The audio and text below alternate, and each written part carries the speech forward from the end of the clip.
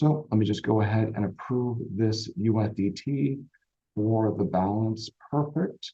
Looking good. And I signed this approval. And by the way, I always make sure after every session man, Plasma is fast. Plasma is really fast. I'm impressed. It's way fast. It's faster than Base. And I think it's actually cheaper than Base too. So over here on Plasma, let's just take a look at this real quick. What did I spend in gas? So it looks like I'm getting scam tokens already on Plasma. That's not good. But I haven't even spent a penny, maybe a couple of cents in gas. Great. So that's good to know. Plasma is a really, really fast chain. Awesome.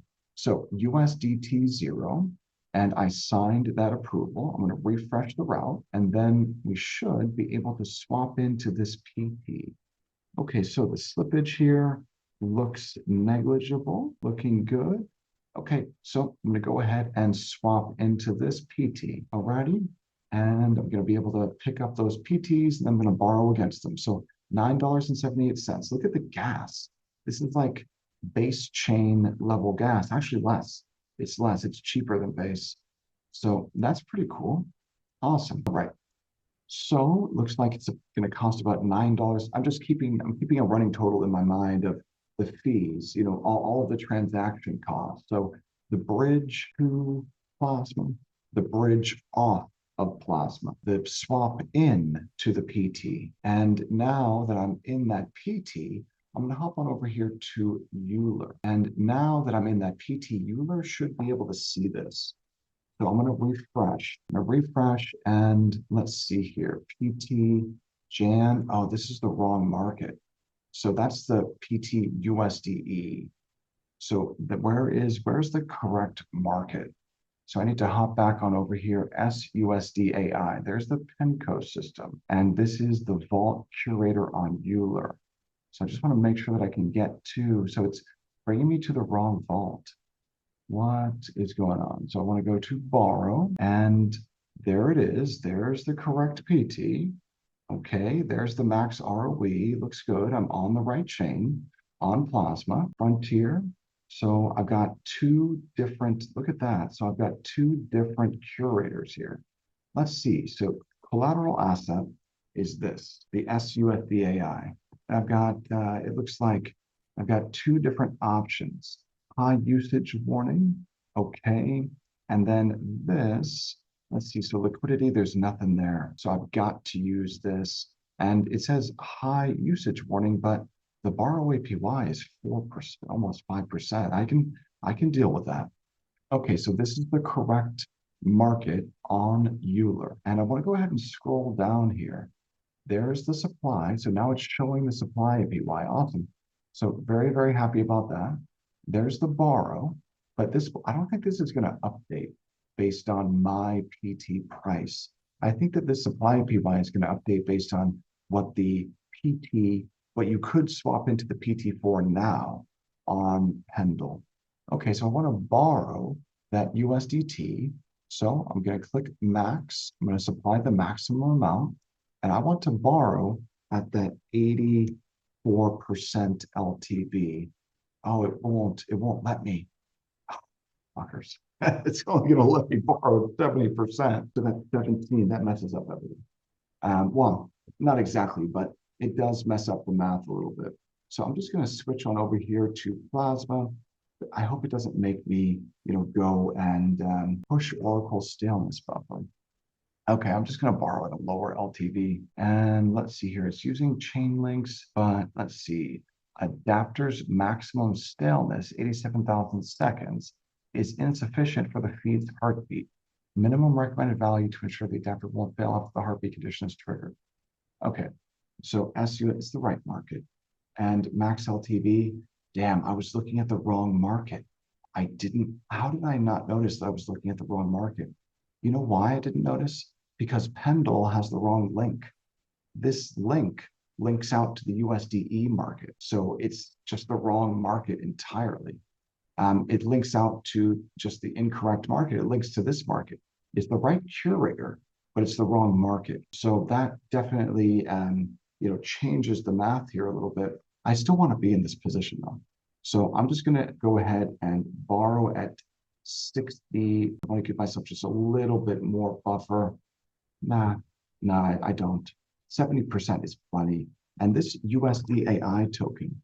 So let's just check in on this USD AI token just real quick to see if maybe I want to borrow at even a different LTV. So I want to take a look at the specs on the token. And here's the underlying contract address. And then I'm going to hop on over here to Coin Market Cap, and on Coin Market Cap in the search bar, and paste in that contract address. There's the FDB. Okay, so SUSDAI, liquidity 1.6 million, FDB 256.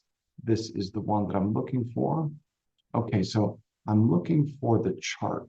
Perfect, perfect. All right, so there's that DPEG event. There's that scare. Now, what was that in percentage terms? That's what I need to know. So I'm going to go ahead and grab this price range tool. And I want to measure from the current price down to 4%.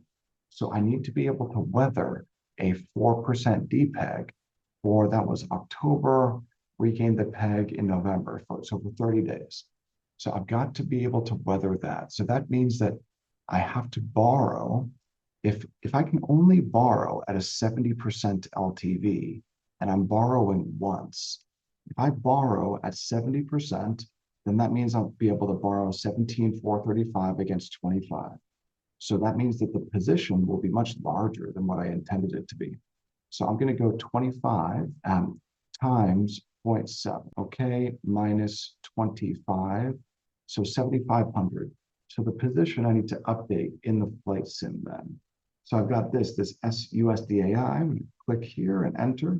So the position size is going to be 7,500. And it looks like I'll be able to do, maybe a little bit more than our, expected APY. I'm just going to change that to 30.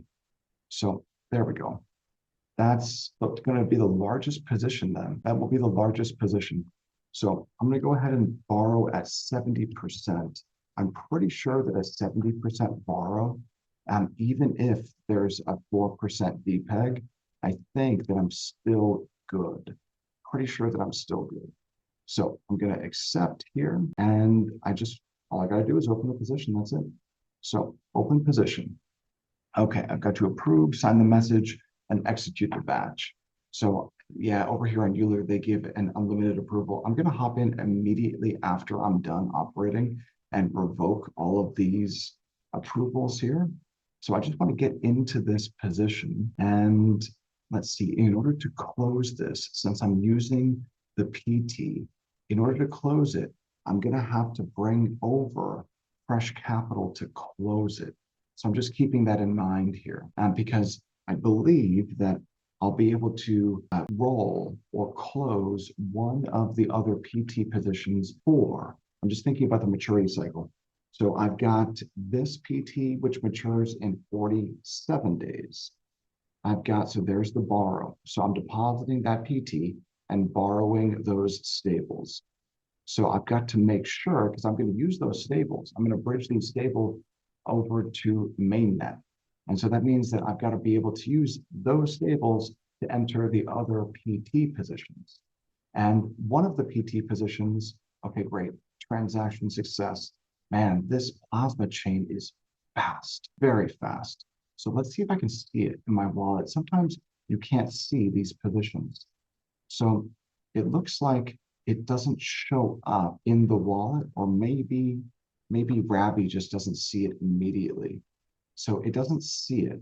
See what I'm looking for? As I scroll down through the protocols, it doesn't see Euler on Plasma. That's, kind of to be expected sometimes. So if I hop on over here to portfolio though, here's the position. So there's the health score. So if it's 1.07, then I can definitely weather a 4% DPEG. I can definitely weather that.